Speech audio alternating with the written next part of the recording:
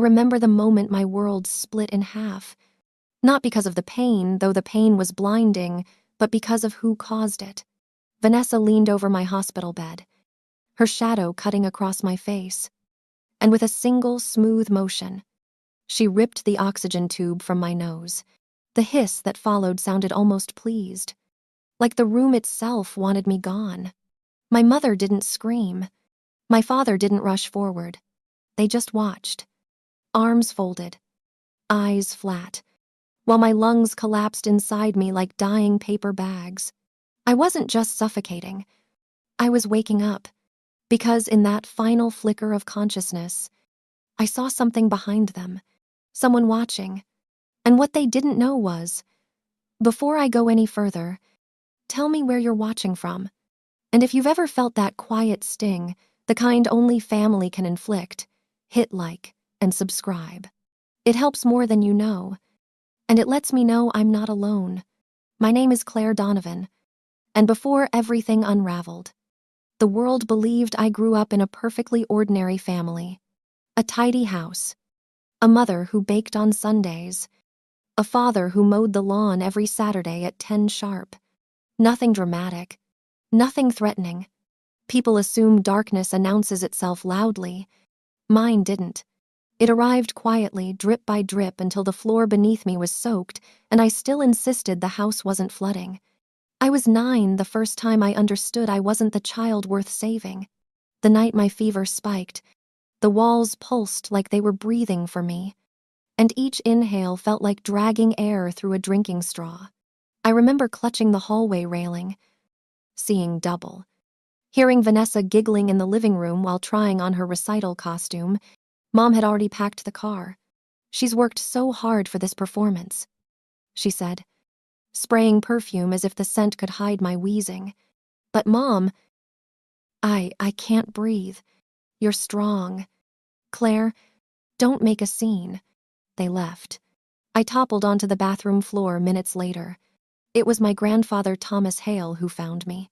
He had stopped by to drop off a wooden toy he carved, but instead found me curled against the cold tile, skin clammy, breath thready. He didn't ask questions. He didn't hesitate.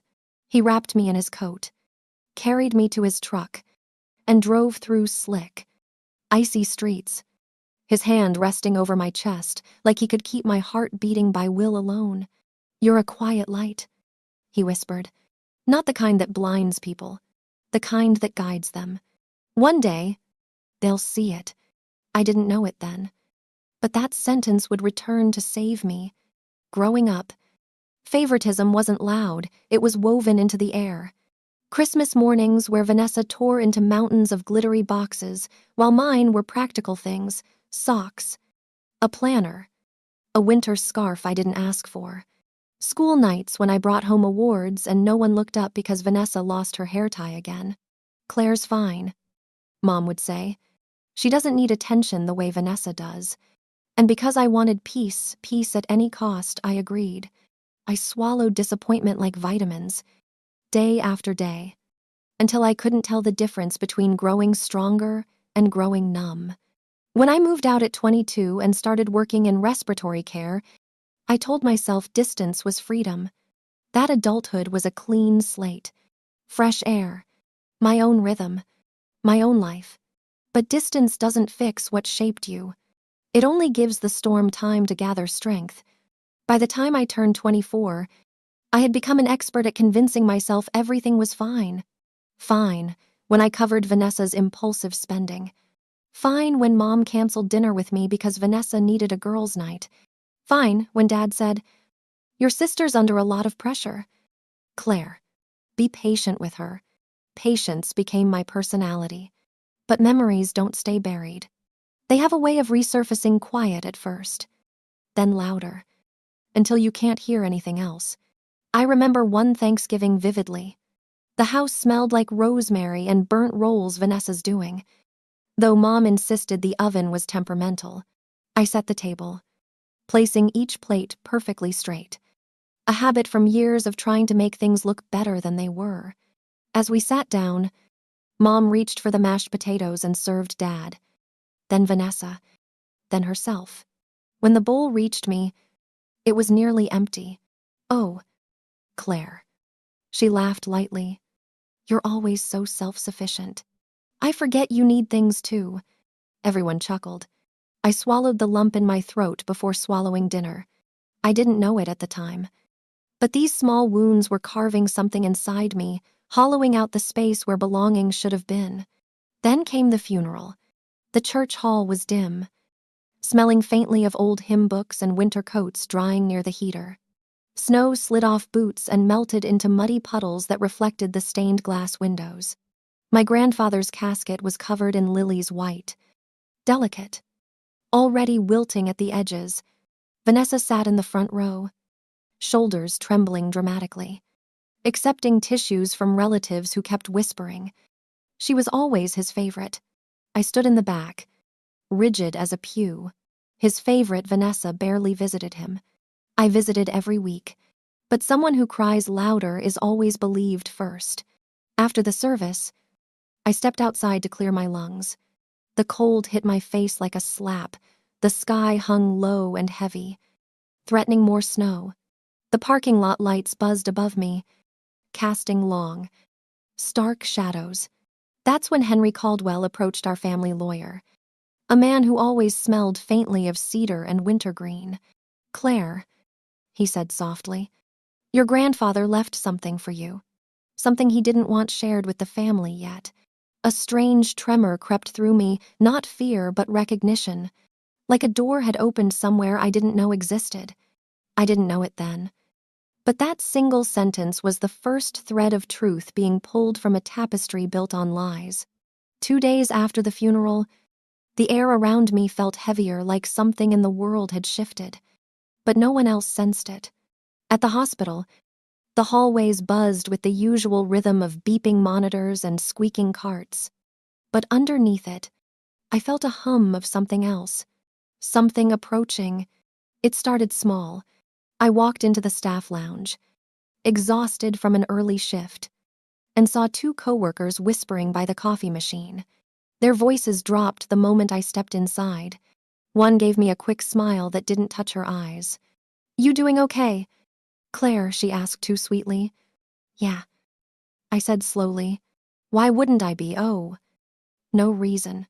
Just heard you've been dealing with a lot. Heard from who I didn't get the answer until later that night, when Nurse Olivia pulled me aside near the linen carts. The fluorescent light above us flickered like it was deciding whether to stay alive. "Claire," she whispered, "I'm only telling you because I think you deserve to know. Vanessa posted on Instagram today. Something about you struggling emotionally since childhood. People are talking." The words hit harder than they should have. "She said I'm unstable," Olivia winced. "Not exactly. She said she's worried about your mental health, which, honestly, Claire, is worse." A humorless laugh escaped me.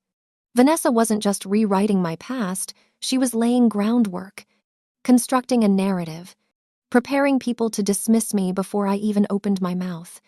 I didn't know it then, but she was setting the stage for everything that followed. The second escalation came the next evening. I stopped by my parents' house to drop off some paperwork. Mr. Caldwell had emailed. Snow from my boots melted into a thin puddle on their polished hardwood floor. Vanessa was curled on the sofa, wrapped in a faux fur blanket like a fragile princess in recovery. Mom hovered beside her with a mug of tea. Mom frowned at me.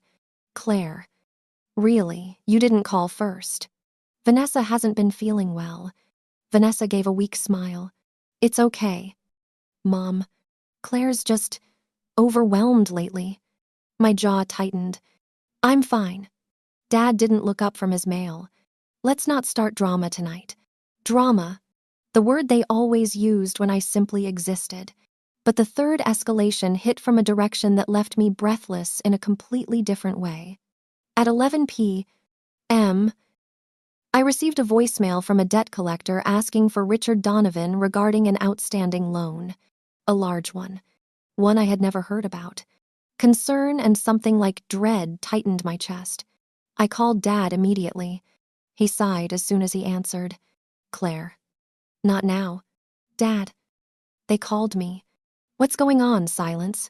Then Vanessa made some financial mistakes. I'm handling it. What kind of mistakes?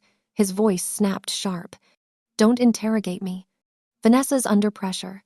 She needs support. There it was again. The broken family script. Vanessa causes chaos. I clean it up or get blamed for asking why. But that night, something shifted. Not a scream, not a breaking point, a realization. There were cracks in the story I'd been fed my whole life, and those cracks were widening. The fourth escalation arrived quietly. The way storms sometimes do, no lightning. Just a sudden change in the air. I was reviewing charts when Dr. Mason appeared beside the workstation. He didn't speak right away. He just looked at me with that steady, unsettling calm he used when delivering difficult diagnoses. Claire, he said at last, come with me for a moment. We stepped out onto the ICU balcony. The cold hit my face so sharply it stung, but it grounded me. Lights from the city shimmered in the distance, blurred by the thin veil of drifting snow. There were inconsistencies in your grandfather's chart. Doctor, Mason said quietly. Inconsistencies, oxygen adjustments, notes added after the fact. And Vanessa requested to be alone with him right before his vitals dropped. The railing chilled my palms as I gripped it. What are you suggesting? He didn't answer immediately. He never said anything recklessly. But the weight in his eyes told me enough. He believed something had happened. He believed it wasn't natural. A tremor ran through me. But it wasn't from the cold. I didn't know. I whispered. You weren't supposed to, he said softly. I didn't tell him this. But in that moment, a buried part of me, the part still kneeling in the dark bathroom at 9 years old, sat up and listened. The fifth escalation came from Olivia. She found me during shift change, pulling me into a quiet corner of the hallway. Her hands shook slightly as she pushed hair behind her ear. There's something else, she said. I didn't want to overwhelm you earlier. My chest tightened. Tell me. The night Mr. Hale died. The monitors spiked minutes after Vanessa left his room. Not before. After. And Claire, her face didn't look shocked. It looked prepared. Prepared. The word hollowed something inside me. But the sixth escalation, the one that shattered everything, happened at 312 a.m. I woke gasping, lungs burning with a familiar whine. Terrifying pressure. I clawed for my inhaler. Nothing. The ambulance ride blurred into sirens and white lights, and my own frantic heartbeat pounding in my ears. When I stabilized enough to see straight, my parents walked in. Mom looked irritated, not scared. Dad's jaw was clenched in annoyance. Claire. Mom sighed. You always choose the worst timing. The will reading is this week. Vanessa stood behind them, arms crossed like she was supervising my collapse. She's exaggerating again. She muttered. She wants attention. I wanted to scream, but my throat was tight and my lungs were fighting for every inch of air. They eventually left the room. Vanessa didn't. She waited until the door clicked shut, then stepped closer, her shadow blotting out the dim glow of the monitor. You think you're so strong, she whispered, but you're always the victim. Aren't you?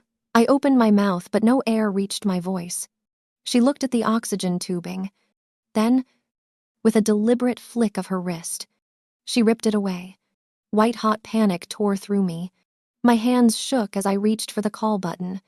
Vanessa pushed my hand down effortlessly. Stop pretending, she hissed. No one believes you. Black spots danced at the edges of my vision. But before consciousness slipped, I saw movement at the doorway. A tall silhouette. Still, watching. Dr. Mason. And behind him, the hallway camera blinked red recording. In that instant, everything broke, and everything began. The day of the will reading felt colder than any winter I'd lived through. Wind scraped against the glass of Caldwell and Associates, carrying flakes of snow that spiraled like ash. When I walked through the lobby, the marble floors gleamed back at me cold, polished, indifferent. Dr. Mason was already waiting, hands in his coat pockets, jaw set. Olivia arrived moments later, her breath forming nervous clouds in the air. Inside the conference room, the atmosphere tightened instantly. My parents sat together, clasped tightly like they were bracing for impact. Mom's lips pressed into a thin line. Dad's foot bounced under the table. Vanessa, of course, took the seat with the best lighting white sweater dress. Soft curls, eyes wide with feigned innocence. When she saw me walk in beside Dr. Mason and Olivia, a flicker crossed her face. Not fear, annoyance. How dare I arrive with witnesses? Henry Caldwell cleared his throat. Thank you all for coming. Thomas Hale left detailed instructions for how today should proceed. Vanessa straightened, readying herself for praise. But first, Henry continued, per Mr. Hale's written request, we need testimony from the medical witnesses. The room stilled. Dr. Mason stood, buttoning his coat as if preparing for surgery. 3 nights ago, he began, voice controlled and even. I entered Claire Donovan's hospital room and witnessed her sister, Vanessa Donovan, deliberately removing her oxygen tubing. This action resulted in immediate respiratory compromise. Mom gasped. Dad froze. Vanessa shot to her feet. That is absolutely not sit down, Henry said, his tone cutting through her like glass. Dr. Mason continued. Security footage from the hallway confirms Vanessa's presence at the exact time of the respiratory distress. Her silhouette, her movements completely consistent with the act. A thick silence pressed into the room, heavy enough to suffocate. Then Olivia rose. And there's more, she said quietly. The night Mr. Hale died, Vanessa was alone with him right before his vitals crashed. He tried to speak. He said, Don't leave the girl alone. Olivia's voice cracked slightly. I believe he meant Claire. Mom looked like the ground beneath her had vanished. Dad's face drained of color. Vanessa, trembling now, forced a laugh. You're all insane. Why would I hurt my grandfather? You're twisting everything. Henry didn't respond. Instead, he reached into his briefcase and pulled out a small silver USB. Mr. Hale anticipated resistance, he said. He asked me to preserve this. He nodded to Dr. Mason, who stepped behind Vanessa again. Not comforting, just present, grounding her, or pinning her in place. Henry pressed play. Vanessa's voice filled the room, laughing about pushing me down the stairs as a child, mocking me for being the dull one. And then he'll leave everything to me. Claire won't get anything. She never does. The words echoed like a verdict. Vanessa collapsed beside her chair, hands shaking. Claire, please. You know I didn't mean any of that. You know what I'm like when I'm stressed. She reached for me. We're sisters. Don't let them take everything. I stood. Her hand froze inches from mine. For the first time, I said softly, I'm choosing myself. I pulled my hand away. From today on, you don't get to touch my life anymore. The snow outside pressed against the glass as if listening. Vanessa crumbled. My parents stared at the daughter they never truly saw. And I walked out of the room with the one thing they could never take back, the truth. 3 weeks after the will reading, I drove north toward Estes Park, watching the city shrink in my rearview mirror until it was nothing more than a smear of gray light. Snow dusted the pines along the roadside, collecting on the branches like someone had sifted powdered sugar over the world. For the first time in years, my lungs didn't feel like they were fighting me. I breathed in cold mountain air, and it didn't hurt. The cabin appeared between 2 tall evergreens, just as my grandfather described it years ago, quiet, humble, and honest in a way my childhood home never was. When I stepped inside, the floorboards creaked beneath me, welcoming me like an old friend. The scent of cedar and old books enveloped the room, familiar and grounding. I spent the first few days unpacking slowly, methodically. I let silence settle around me without rushing to fill it. Most nights, snow drifted past the windows in soft waves, reminding me that peace doesn't always arrive loudly.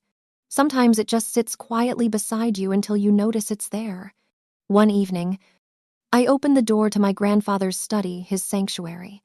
The room felt preserved in time. His desk still had faint rings from forgotten coffee mugs. A worn leather chair waited in the corner, and inside the top drawer, beneath a folded wool scarf, I found something unexpected. A second USB, smaller than the one from the will reading, labeled in shaky handwriting, "For Claire only when you're ready." A tremor moved through me, not fear, not dread, but recognition. A door opening somewhere deep inside my chest. My phone buzzed once. A text from Dad, "We're trying to make things right. I hope you'll talk to us someday." 2 missed calls from Mom. No messages from Vanessa. I set the phone down beside the USB. They thought the will reading was the end of the story. But holding that small, silent drive in my palm, I understood something else. They hadn't ended me. They had prepared me, and whatever came next, I wouldn't face it quietly. If you've ever felt invisible in your own family, like your voice was always the quiet one in a room full of noise, then you understand more of my story than you think. Pain can shape you, but it doesn't get to define you, not forever.